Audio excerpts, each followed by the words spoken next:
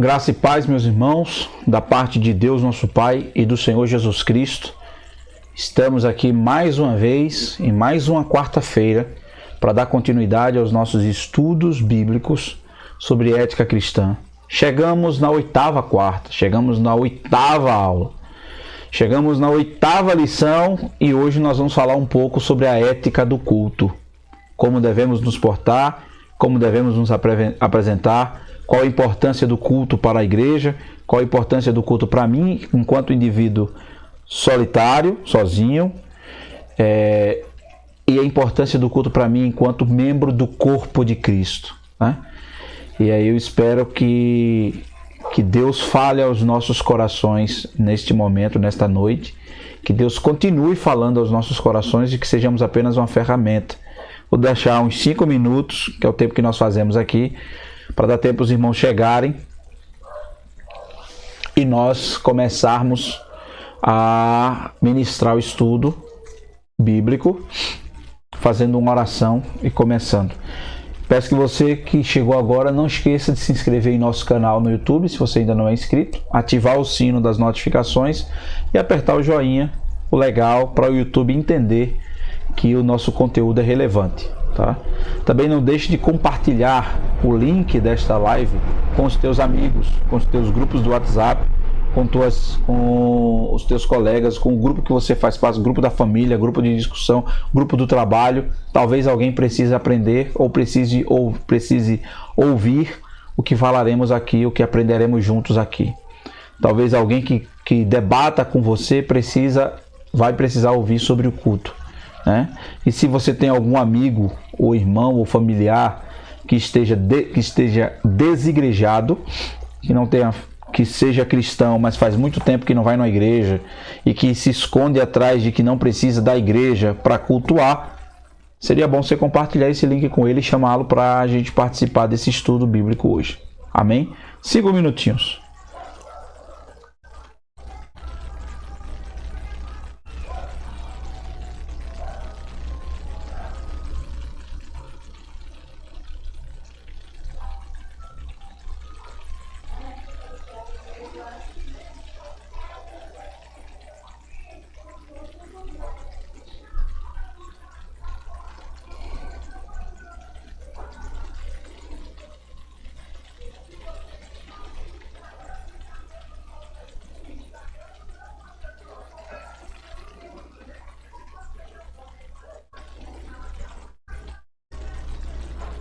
Louvado seja o nome de Jesus. Glória a Deus. Vou colocar os slides já no ponto aqui. Não se esqueça, aproveita que você está aí esperando ou compartilhando a live com os teus amigos, teus irmãos, tua família. Abra sua Bíblia no Salmo 100. Hoje nós vamos sair das cartas paulinas e da carta de Pedro e vamos para o livro dos Salmos, o Salmo de número 100, leremos dos versos 1 ao verso 5.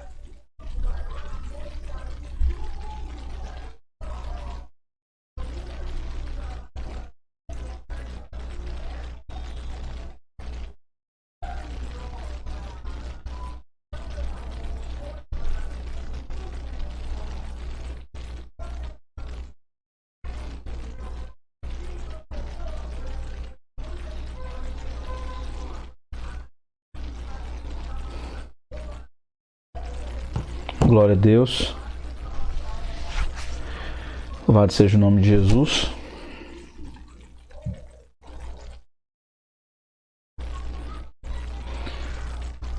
Salmo 100, verso 1 a 5, o salmo todo, né? O salmo só tem 5 versículos. Deixa eu até ajeitar a câmera aqui, que minha cabeça tá... Quando eu chego perto da câmera, minha cabeça topa, né? A careca precisa também de um afrescozinho, né? De um ar fresco. Apresentar-se, né, para os irmãos.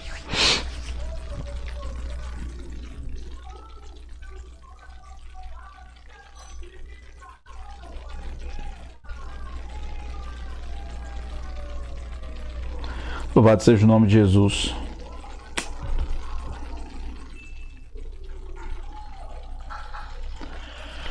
Glória a Deus. Vamos começar nosso estudo bíblico com uma oração. Oremos. Bendito e eterno Deus, nós te rendemos graças, Senhor, porque o Senhor é o Deus das nossas vidas. Te rendemos graças porque o Senhor é o mesmo Deus que nos protege enquanto dormimos, que nos dá livramento enquanto sonhamos. Obrigado, Deus, por tua proteção, pelo teu amor, pela tua graça, pela tua infinita misericórdia para conosco. Obrigado, Deus, porque nós não somos dignos nem merecedores da tua graça. Não somos merecedores da nossa salvação. Tudo vem de ti e é uma ação tua. E nós só temos que te agradecer. Muito obrigado, Deus, porque quando nós não tínhamos nada, quando nós estávamos mortos em nossos delitos e pecados, o Senhor já nos amava. Obrigado, Deus, por ser a causa da morte de Cristo, por ter sido amado por ti antes mesmo da fundação do mundo. Obrigado pelo dia de hoje. Obrigado pelo privilégio de abrir os nossos olhos nessa manhã e contemplar o dia que o Senhor preparou para nós. Obrigado por termos chegado até este momento. Te agradecemos pela oportunidade que o Senhor nos dá hoje, mesmo nesse momento de dificuldade que o nosso país atravessa, de aprendermos juntos com os irmãos, mesmo estando muitas vezes a milhares de quilômetros de distância. Obrigado por nos proporcionar tecnologia para nos dar essa condição de aprendermos juntos a tua palavra. Fala conosco nessa noite. Fala conosco, fala aos nossos corações. É o que nós te pedimos e desde já te agradecemos. Em nome de Jesus. Amém. Deixa eu mudar a tela para colocar para os slides. A aula de hoje. A ética do culto. O texto está em Salmo 100. Diz assim o Salmo 100. Fazei um barulho alegre ao Senhor todas as terras. Servi ao Senhor com alegria. Vinde diante da sua presença com cantos. Sabei que o Senhor é bom. Deixa eu desligar aqui para ninguém nos atrapalhar. Sabei que o Senhor é bom.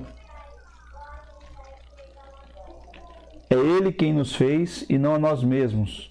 Nós somos o seu povo e ovelhas do seu pasto.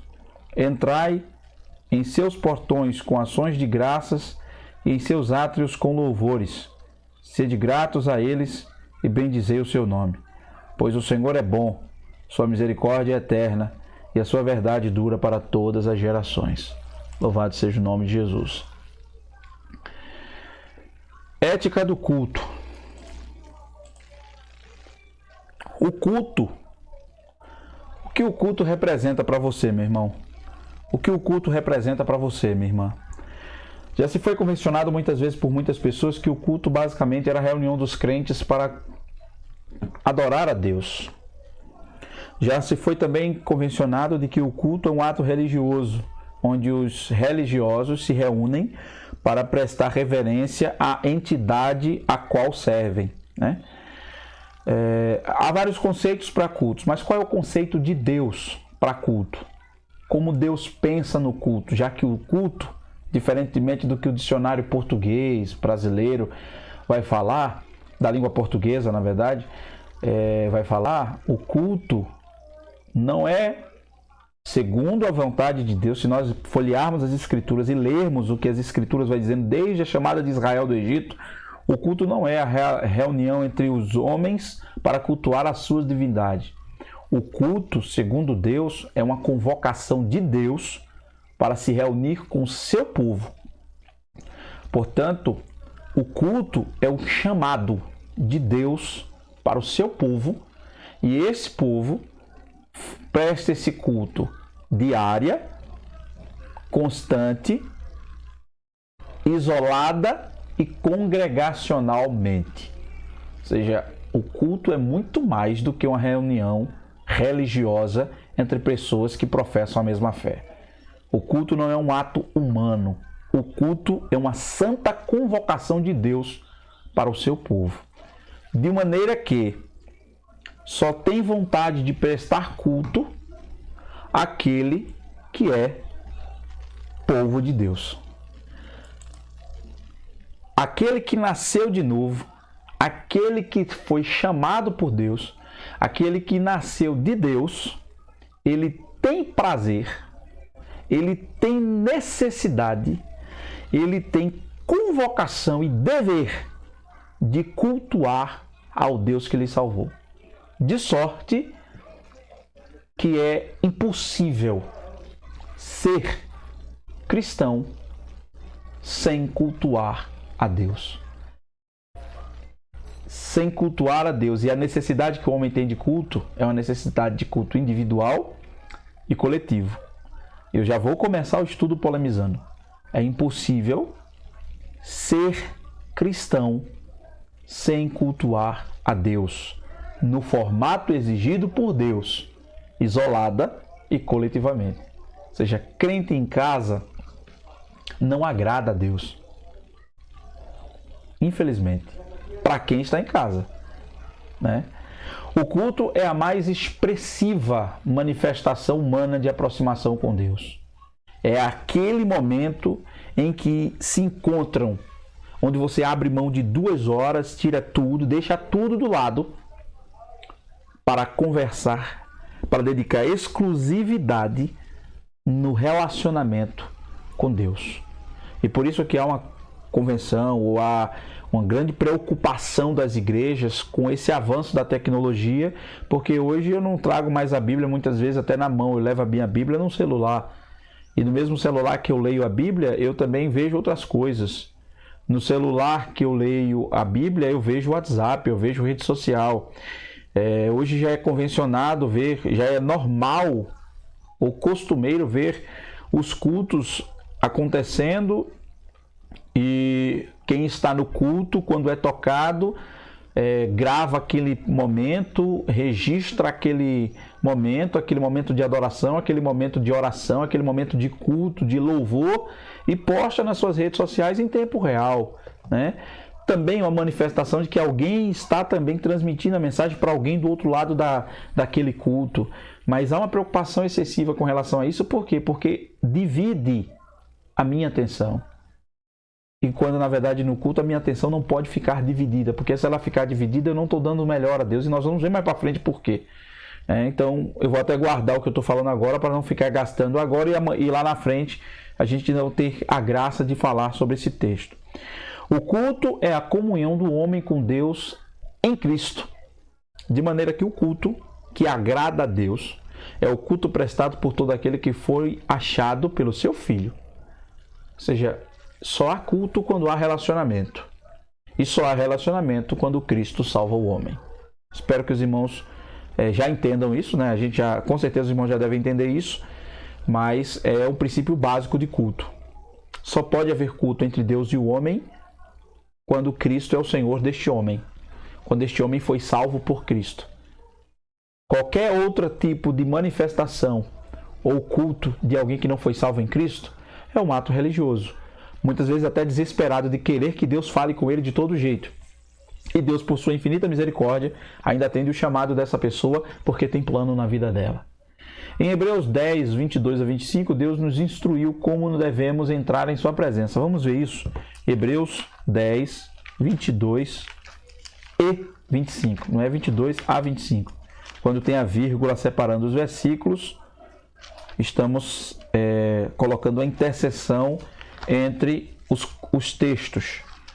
Vamos ler o capítulo 10, versículo 22 e o versículo 25. Hebreus 10, 22 diz o seguinte: cheguemo-nos com o coração verdadeiro em inteira certeza de fé, tendo o coração purificado da má consciência e o corpo lavado com água pura.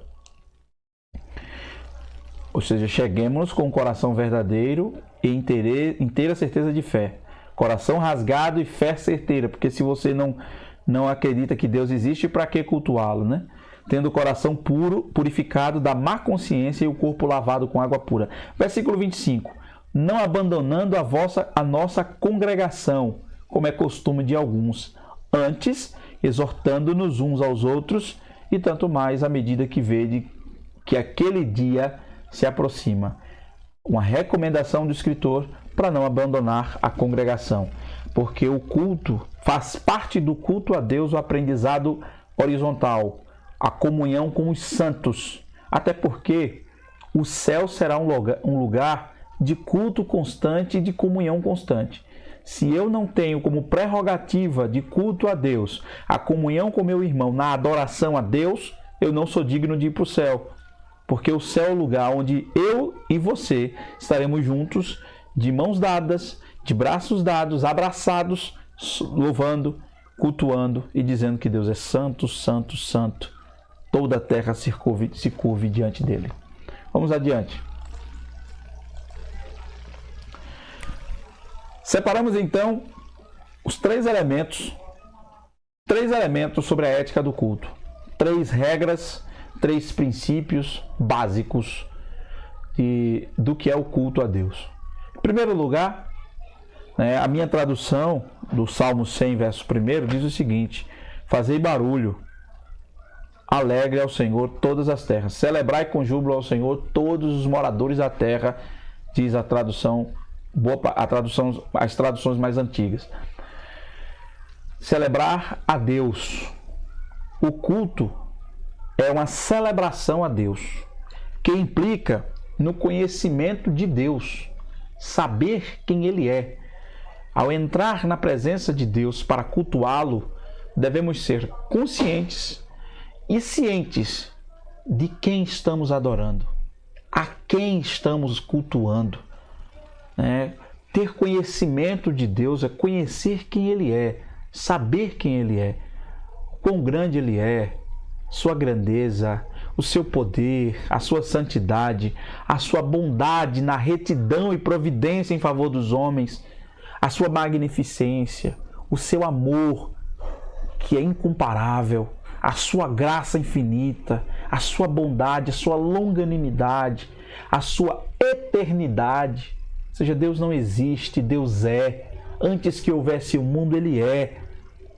Ao entrarmos na presença de Deus, precisamos ter a consciência de que estamos cultuando aquele que criou, governa e sustenta todas as coisas. Devemos ter consciência, como falamos na escola bíblica dominical, que estamos adorando ao Senhor do universo, aquele que criou todas as coisas pelo poder da sua palavra. Ao entrar na presença de Deus, precisamos ter a consciência e a reverência de que estamos entrando para falar, de que estamos cultuando em família aquele que é poderoso para fazer infinitamente mais, além do que pedimos ou pensamos, segundo o seu poder que em nós opera. Deixa eu até tirar aqui que está estourando o volume aqui, para os irmãos não ficar com muita gritaria no ouvido. Costume de crente pentecostal falar muito alto, né? Faz parte. Então a primeira coisa que precisamos ter, irmãos, é celebração a Deus. O culto é uma celebração. Todo culto, seja ele de oração, de escola bíblica dominical, estudo bíblico, reunião para ensaio, reunião administrativa, assembleia geral, todo ele é um culto a Deus. Os crentes se reúnem para tratar acerca das coisas de Deus, é um culto a Deus. E a primeira coisa que a gente precisa ter ciência é que esse culto é uma celebração. Se é uma celebração em tudo que eu for fazer, no ensaio, no estudo, no culto do domingo, no culto da oração, no círculo de oração, que é costume de muitas igrejas pentecostais, de igrejas de cunho renovado. Então, precisamos ter a consciência de que estamos tratando acerca do Deus a quem servimos. Quem Ele é? É um Deus grande e poderoso, santo, bondoso, majestoso, magnífico, maravilhoso, eterno e poderoso. A Ele, pois, toda a honra e toda a glória pelo século dos séculos. Segundo ponto. Conhecimento de Deus, ainda sobre celebração, relacionamento íntimo, ou seja, no culto a Deus, que acontece todos os dias, não só na igreja. A vida de um cristão é uma vida de culto a Deus. Conhecimento de Deus, relacionamento íntimo com Deus, ou seja, Só há uma forma de eu cultuar a Deus, de eu falar com Deus, e Deus falar comigo, é através da oração. Então, vida de oração não é um plus para cristão, é uma necessidade. É uma necessidade diária. Vida de oração, para gerar relacionamento íntimo, porque você só tem relacionamento com quem você conhece. E com quem você conhece fisicamente, você fala com ele diariamente. Mas com quem você não conhece fisicamente, que é o nosso Deus, você fala através da oração.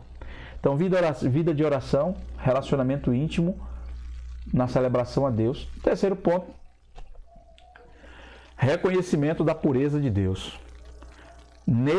No culto diário, individual e coletivo na igreja, precisamos ter ciência de que nós não estamos falando com Deus que comunga com a podridão deste mundo, não.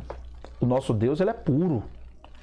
Deus é santo e por isso que ele exige vida de santidade de seus servos. Ou seja, a necessidade de ser santo também diz respeito a reconhecimento da pureza de Deus e daquilo que Deus exige para que eu possa cultuá-lo, para que eu possa ter uma vida constante com ele. Uma vida de afastamento do pecado e separação para ele, como já tratamos na lição anterior, que foi a ética da santidade. E isso implica em uma vida constante de confissão e arrependimento dos pecados cometidos. Como já falamos também anteriormente, crente nascido de novo não tem prazer na prática do pecado, mas ele vai cometer alguns pecados. Vai. E o que é que ele faz com isso? Confessa e se arrepende desses pecados cometidos e pede para Deus tirar esse pecado dele, fortalecê-lo para que ele não venha cometê-lo mais. Então, a santidade, reconhecimento da pureza de Deus, na hora que eu entro para falar, para cultuar a Deus constantemente, celebrando ao meu Deus, eu conheço, eu adentro ao Senhor sabendo que Ele é grande, que Ele é poderoso, que Ele é infinito, que Ele é majestoso. Através de uma vida de oração, através de uma conversa diária e constante com Ele, e isso vai se refletir no culto de domingo, quando você se junta com os irmãos, em qualquer culto em que você se junta com os irmãos, se cada um fizer a sua parte, nós veremos a graça, nós sentiremos a graça em conjunto. Né? E em terceiro, reconhecendo que Deus é santo, que Deus é magnífico, que eu não devo entrar a Deus de todos os jeitos, que eu não, mesmo tendo livre acesso ao Santo dos Santos, não é de toda forma que eu chego diante dele. Eu não chego diante dele como se fosse, como muitas igrejas neopentecostais têm ensinado, como se Deus fosse um menino e eu fosse o pai de Deus, cobrando de Deus uma execução sobre a minha vida, sobre as coisas da minha vida, como se ele tivesse a obrigação de fazer, quando na verdade eu é que tenho a obrigação de adorá-lo, eu que tenho que dever de adorá-lo. Reconhecer que ele é santo, que ele é puro, que ele exige de mim um padrão de santidade. E nesse padrão de santidade eu devo confessar os meus pecados todos os dias e me arrepender deles. Reconhecer também que nós não somos merecedores da graça de Deus. Se nós temos uma conquista, foi Deus quem nos deu. Se nós somos salvos hoje, se nós fomos alcançados pela graça, nós não temos mérito algum nisso. Foi Deus quem nos resgatou, foi Ele quem nos escolheu, foi Ele quem nos buscou, foi Ele quem nos tirou do charco de lodo, do poço de imundícia e nos transportou para o reino do Filho do seu amor. Foi Ele quem nos resgatou, foi Ele quem nos salvou. Foi Ele quem nos tirou da morte para a vida e nos fez novas criaturas. Louvado seja o nome de Jesus. Foi Ele quem fez com que nós saíssemos do estado antigo para uma vida nova, para viver em novidade de vida. Se estamos em novidade de vida, foi Deus quem nos deu. Foi Deus quem fez. É dele o mérito, é dele a honra, é dele a glória, é dele o louvor para todos sempre. E nós temos que fazer o quê? Agradecer diária e constantemente e todas as vezes que nos reunirmos para cultuar a Deus. E também, nesse reconhecimento da pureza de Deus, devemos entender que Ele exige de nós mãos limpas e coração puro ao cultuá-lo. Mãos limpas diz respeito à honestidade de ações, à simplicidade, a veracidade, a viver a vida de verdade, a não contaminar-se com as coisas deste mundo, a não viver uma vida dupla, Mãos limpas diz respeito a você não ter nada para esconder das pessoas. Eu não preciso esconder nada de ninguém. Principalmente da tentativa de esconder de Deus, que sabe todas as coisas. É de mãos limpas e coração puro, quebrado, sem reservas, sem resistências, sem si, sem condicionais, aberto, largado para adorar a Deus, disposto a se entregar para Deus. Então, já percebeu que o culto não é uma coisa tão simples como muitas pessoas pensam? Não é simplesmente pregar sua Bíblia, colocar embaixo do seu braço e ir para a igreja junto com os irmãos. Não é. Culto é muito mais do que isso. Culto, o que acontece na igreja, é uma consequência do que eu vivo dentro de casa, do que eu vivo na rua, do que eu vivo no trabalho. Muitas vezes nós nos perguntamos por que o culto não surtiu, ou que o culto estava pesado, o culto que aconteceu. Muitas vezes nós questionamos alguns cultos que participamos. Nós devemos questionar como eu estou nesse culto, como eu estou adorando nesse culto, como eu estou indo para o culto. Se minha atenção está sendo dividida, se alguma coisa está me impedindo de adorar a Deus. Porque se nós observarmos, se nós pararmos o estudo agora somente nesse ponto de celebração a Deus, nós já veremos que temos muita coisa para consertar em nós, na forma de cultuar a Deus. Diariamente, começando na minha devocional, na minha vida de oração, de conversa com Deus, de meditação na sua palavra, de relacionamento com Deus. Só aí já temos muita coisa que mexer. E esse é o grande detalhe, a grande beleza do Evangelho. Tudo que isso aí está nas Escrituras. Tudo isso aí é dito por Deus, pela sua palavra, para toda a igreja há muito tempo. E veja como Deus é longânimo e paciente em esperar que nós possamos dar lugar ao Espírito para que Ele possa transformar a nossa vida nessa área. Como Deus é maravilhoso. Segundo ponto, cultuar. Precisamos ter ciência que o culto também é um serviço. E nesse serviço há alguns pontos importantíssimos. Por exemplo, 4 pontos. Nesse servir a Deus há 4 atos que precisam ser colocados em prática na hora de cultuar a Deus, na ética do culto a Deus. Salmo 100, versos 2 e 3 e seguinte: Sabei vós que o Senhor é Deus. É Ele quem nos fez, e não nós mesmos. Nós somos o seu povo e as ovelhas do seu pasto. Eu já fui no 3. Servi ao Senhor com alegria, apresentai-vos diante dele com cânticos. Sabei que o Senhor é Deus, foi Ele quem nos fez e não nós mesmos. Nós somos o seu povo e as ovelhas do seu pasto. O primeiro ato no serviço a Deus, culto é celebração, culto é servir. Há 4 atos no servir a Deus. Primeiro é o ato de dar. Presentear a Deus com a nossa própria vida. Entregar-se ao Senhor. Deixar que Ele dirija tudo que lhe deu, tudo que me deu, pois tudo pertence e deve ser dedicado a Ele. Estar pronto a produzir o que Deus deseja de nossa vida para a glória dEle. Romanos 12, 1. Apresentai-vos, rogo-vos, pois, irmãos, pelas misericórdias de Deus, que apresentai os vossos corpos como sacrifício vivo, santo e agradável a Deus, que é o vosso culto racional. Dar. Quando a gente fala em dar na igreja, todo mundo pensa logo que é oferta, né?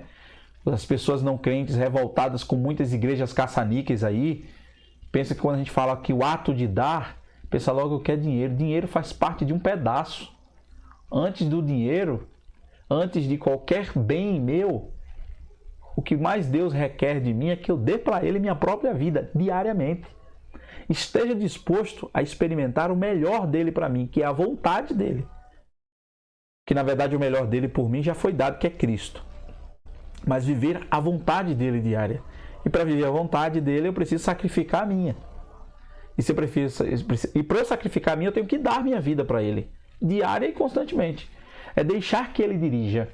Nós não somos guiados mais por nós mesmos. Lembrando que quando nós decidimos ser guiados por nós, aconteceu o que aconteceu no Éden. O homem morreu diante de Deus. Nova criatura implica Deus controlando e guiando, dirigindo a nossa vida através do seu Espírito Santo. O segundo ato é um ato de sacrifício. Servir a Deus é um ato de sacrifício. Que tipo de sacrifício? Abrir mãos dos meus sonhos e meus desejos para melhor dedicação ao reino de Deus e na luta em prol do crescimento da igreja e da expansão do evangelho. É abrir mão do que eu sonho e do que eu desejo para que os sonhos e os desejos de Deus prevaleçam na minha vida à medida que eu priorizo o reino de Deus. Olhe, preste atenção. Priorizar o reino de Deus traz como consequência priorizar também a sua igreja, o trabalho na sua igreja. Mas isso são duas coisas que precisam ser bem ponderadas. Priorizar o reino de Deus é priorizar a vida com Deus. E, consequentemente, na priorização da vida com Deus, você vai priorizar tudo aquilo que é mais importante depois de Deus. A minha família, meu trabalho e a minha igreja. E eu não vou fazer ranking, top 5, top 4. Primeiro Deus, depois a minha família, depois o meu trabalho e, por último, a minha igreja. Não, eu vou trabalhar os 4. Eu vou trabalhar Deus em primeiro, o seu reino em primeiro, porque a minha família é a extensão do reino de Deus. O meu trabalho é o local de testemunho do reino de Deus na minha vida.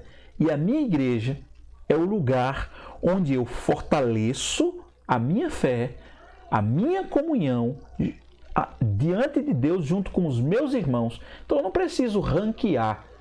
Eu priorizo o reino e tudo que eu fizer será consequência do reino de Deus implantado na minha vida. E aí o que é que acontece? Quando isso acontece, o meu sonho é fazer a vontade de Deus. O meu desejo é que o desejo de Deus se realize em mim. A minha fome é que a vontade de Deus prevaleça. Porque Paulo não quis outra coisa depois que se converteu. Abrir mão dos seus títulos e suas coisas para viver a vontade de Deus.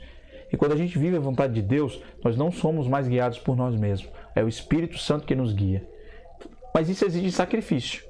Por quê? Porque depois que o pecado entrou no mundo, eu sou todos os dias tentado para que o meu eu e o meu ego tenham lugar na minha vida. E eu não posso deixar com que isso aconteça. Não é verdade? Terceiro ato no serviço é o ato de expressar. Representar a pessoa de Deus no mundo de forma prática, pelo falar, agir, pensar, vestir, etc., seguindo os passos de Jesus.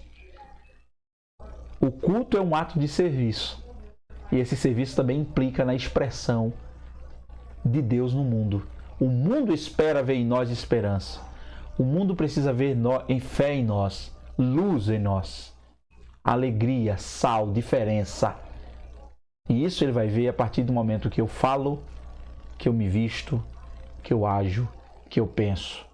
Quando eu falo em vestimentas aqui, aos irmãos, muitas vezes não é questão de preferência de pastor, de líder para que os irmãos se vistam, não.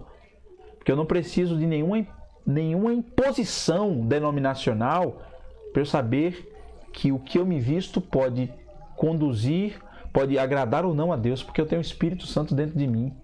Se eu dou lugar a Ele, até como me vestir eu vou saber como me portar, de uma forma que glorifique o nome do Senhor Jesus. Louvado seja Deus. E o quarto e último ato, nesse segundo ponto de servir, é o ato de reverência. Servir é um ato de dar, de sacrifício, de se expressar e de reverência. E que como é respeitar a pessoa de Deus, sua obra, sua palavra, assim como o irmão e o próximo.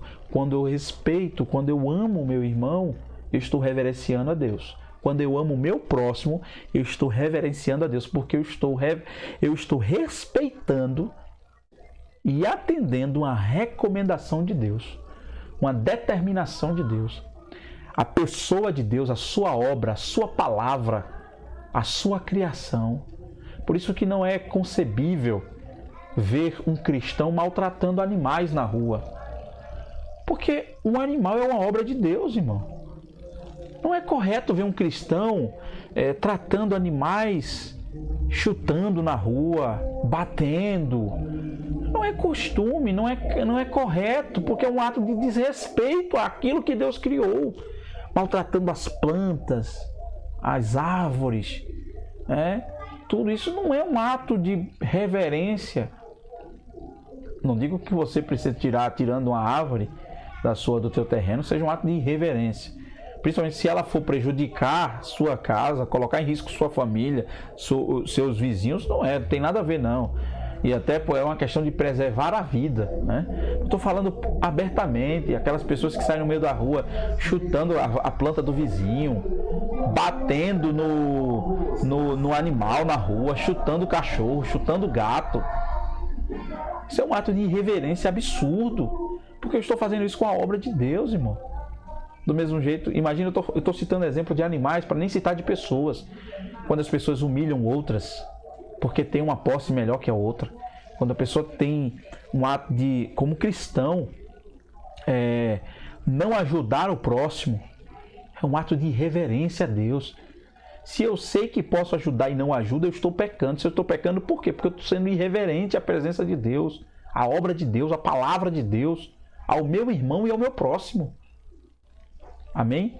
Então, segundo ponto no ato de culto a Deus, na ética do culto, é que o culto é um ato de serviço. E esse ato de serviço implica 4 atos que pertencem ao servir. O ato de dar a minha própria vida, dar a minha prioridade ao reino, sacrifício dos meus sonhos e dos meus desejos para que os de Deus sejam realizados em mim, para que a vontade de Deus prevaleça. Expressar, que é viver Deus, levar Deus através da minha vida, na forma de falar, pensar, agir, vestir, tudo que somos. E um ato de referência, de respeito à pessoa de Deus, sua obra, sua palavra, assim como o irmão e o próximo. Terceiro ponto do nosso estudo de hoje é verso 4 e 5 do Salmo 100.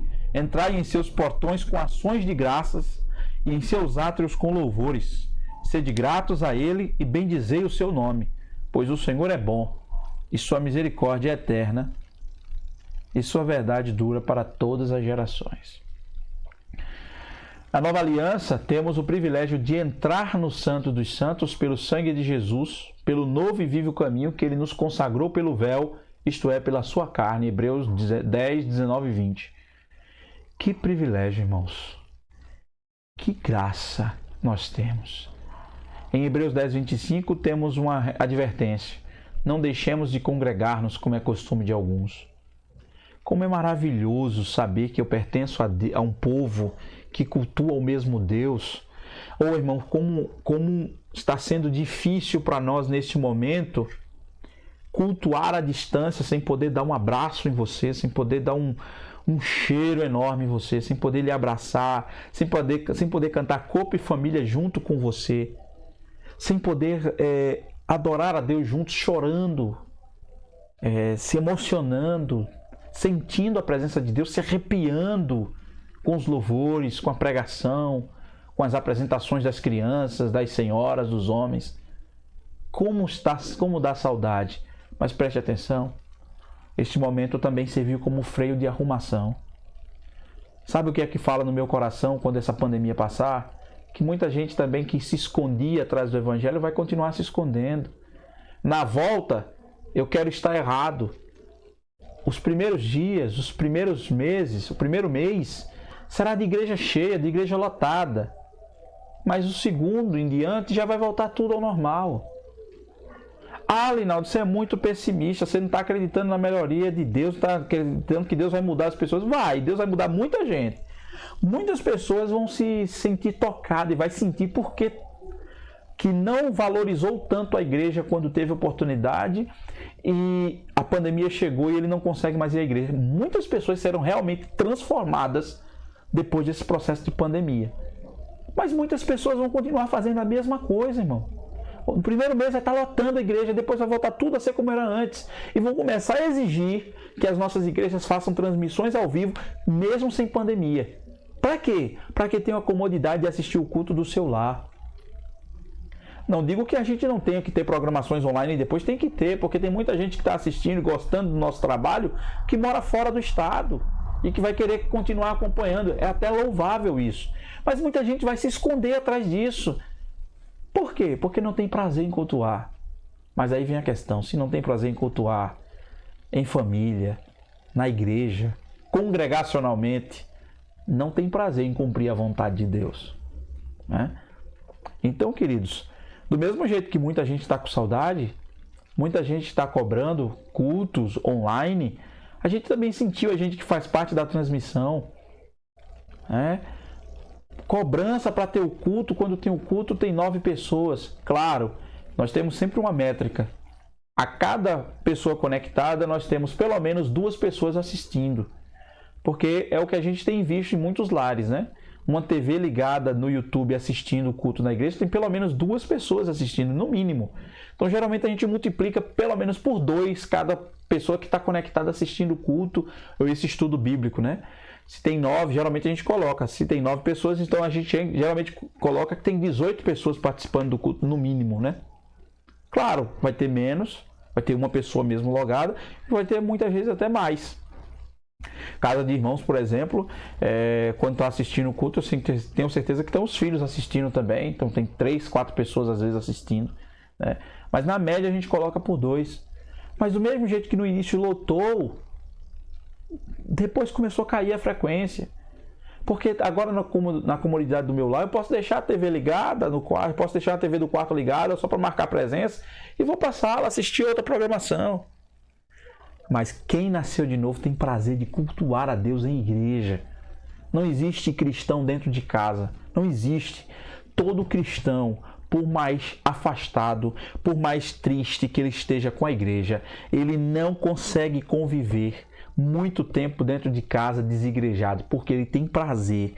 O seu espírito é incomodado pelo Espírito de Deus para cultuar em família. De maneira que não existe ex-crente ou crente que está desigrejado por muitos anos. Não. Está afastado, meu irmão. Está afastado. Talvez você nunca foi.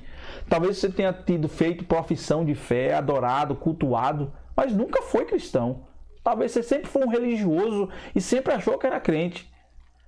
Mas se está tocando no teu coração, talvez seja agora a hora de você reconhecer que Jesus é o Senhor da sua vida. E aí passar a sentir desejo e necessidade de adorar a Deus, cultuando a Ele todos os dias, individual e coletivamente. Claro que você não vai deixar de fazer suas coisas para estar no culto todos os dias. Mas você, até quando não está no culto na igreja, você está cultuando a Deus. É assim que o novo nascido pensa. Então, todos os atos no culto público devem ser feitos empregando nossa mente e nosso espírito em adorar na presença de Deus. Precisamos entender que o culto é uma convocação de Deus para o seu povo entrar na sua presença como povo. É uma santa convocação. Por isso que quando Deus tirou Israel do Egito, o que foi que Moisés teve que construir no deserto? Um tabernáculo, para que houvesse uma convocação. Quando o povo chega na terra prometida em Israel, que fixa as tendas, o que é que Deus coloca no coração, o desejo no coração de Davi? A construção do templo, para que o povo cultuasse. Quando o templo foi destruído e o povo foi expulso, foi colocado tanto na Síria, o reino do norte, como na Babilônia, o reino do sul, o que é que o povo começou a criar? Sinagogas para cultuar. Então, queridos, sinagoga, culto familiar, mas que há necessidade de culto público a Deus. É a santa convocação de Deus para com o seu povo. Uma aplicação para nós. Será que nós temos tido prazer em estar semanalmente com nossos irmãos para cultuar a Deus? Quantos crentes hoje em dia deixam de desfrutar da comunhão com o Senhor e com os irmãos? Colocam desculpas, colocam defeitos, colocam qualquer tipo de desculpa para não estar no culto.